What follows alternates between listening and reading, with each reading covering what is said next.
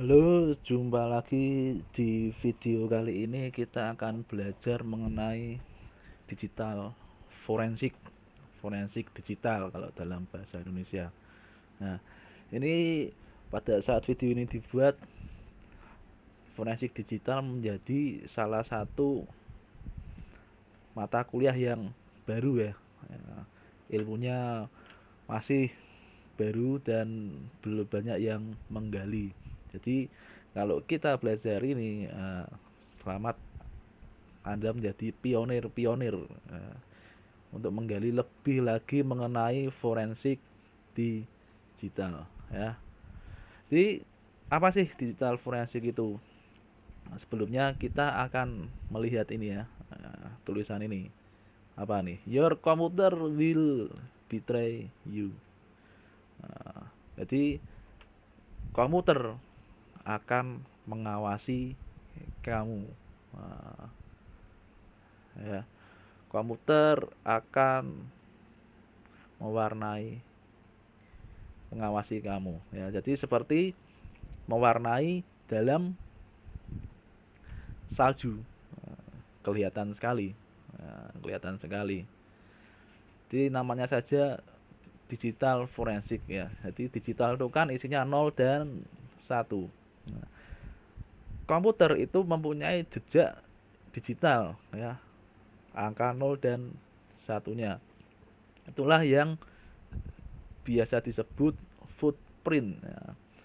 Footprint inilah nanti yang akan dilacak. Oh, ternyata dari komputer ini kita bisa mengetahui penggunanya aktivitasnya ini loh. Nah, maka dari itu hati-hati dalam memanfaatkan komputer ya. Apalagi di era sekarang, nah, eranya big data.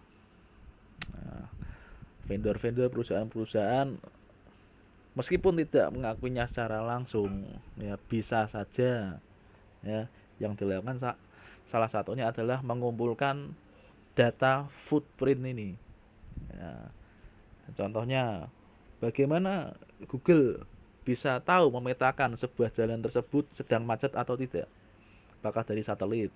Nah, kalau emang dari satelit, apakah Google mempunyai satelit sebanyak itu? Bisa ya, bisa enggak. Nah, tapi kalau yang mengakses seluruh dunia, apakah siap menyediakan satelit sebanyak itu? Ya, mungkin bisa dijawab sendiri ya. Oke, ini ada beberapa kasus. Nah, ini ada berita ya, hacker Biorka ini perlahan mulai terungkap. Diduga punya kenalan orang Indonesia. Nah, kok bisa terungkap?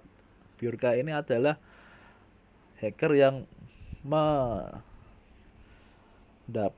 ya, membocorkan data. Nah, kalau benar ya beritanya ya, ini kita juga tidak tahu nih beritanya benar apa salah, apa namanya Biorka, apakah dia dari luar atau di Indonesia kita tidak tahu. Tapi di berita ini menyatakan bahwa diduga punya kenalan orang Indonesia. Ya. Kok tahu? Taunya dari mana? Nah, taunya dari mana? Kemudian ada lagi berita nih, ya. Sosok Biorka lebih spesifik lagi nih, pemuda Madiun. Nah, tadi hanya Indonesia, sekarang Madiun. Pertanyaannya, kok tahu? Memangnya Biorka mempunyai IG, kemudian mempunyai link di bio, kemudian ngasih tahu alamatnya Biorka di mana, kotanya di mana. Kan ya ndak. Nah, kok tahu? Dan nih, kejadian berikutnya. Ya, ketika olah ya bukti oleh ahli forensik digital disampaikan ada 5 kejanggalan CCTV. Nah, kok tahu CCTV-nya janggal? Kok bisa ahli forensiknya kok ngomong seperti itu? Ya, dasarnya apa? Ya, apa yang dilihat kok tahu? Nah, kemudian ini ya pihak berwajib mengecek keaslian wajah dari Joko Chandra. Ya mungkin bisa cari tahu ya, ini Bapak Joko Chandra ini apa sih yang dilakukannya. Nah, jadi ceritanya dia sudah tertangkap, tapi ketika dicocokkan dengan wajah aslinya yang ada di foto kok berbeda. Nah, pihak berwajib perlu menyocokkan keaslian wajahnya. Nah, itu tadi adalah contoh-contoh ya, kejadian-kejadian yang membutuhkan keahlian digital forensik ya. Ini kok bisa tahu seperti ini dari mana ya? Ada ilmunya sendiri. Nah, jadi forensik apakah ilmu? Nah, jadi forensik itu hubungannya nanti dengan legal, permasalahan-permasalahan hukum.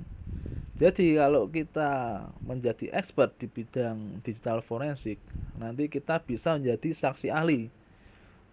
Sering pergi ke pengadilan, ya, tapi bukan sebagai, harapannya bukan bermasalah dengan hukum ya, tapi dimintai keahliannya.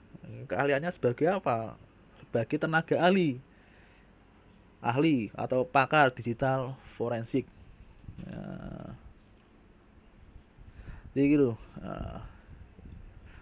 Kemudian apakah digital forensik itu?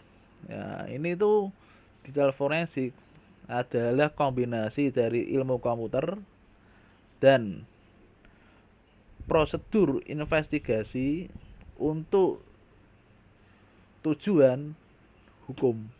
Nah, yang dilakukan apa sih digital forensik ini ya? Menganalisa bukti-bukti digital evidence. Nah, seperti apa?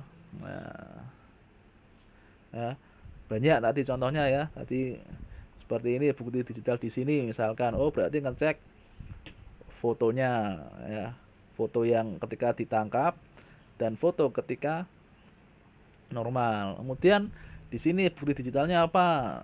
CCTV.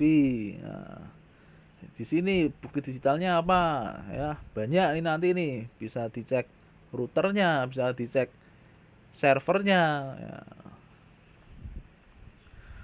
Oke, kemudian kegunaan digital forensik tadi sudah saya singgung ya, untuk membantu diantaranya investigasi kriminal ya, kemudian dan berhubungan dengan hal-hal yang mungkin sifatnya administratif administratif nanti hubungannya dengan perusahaan.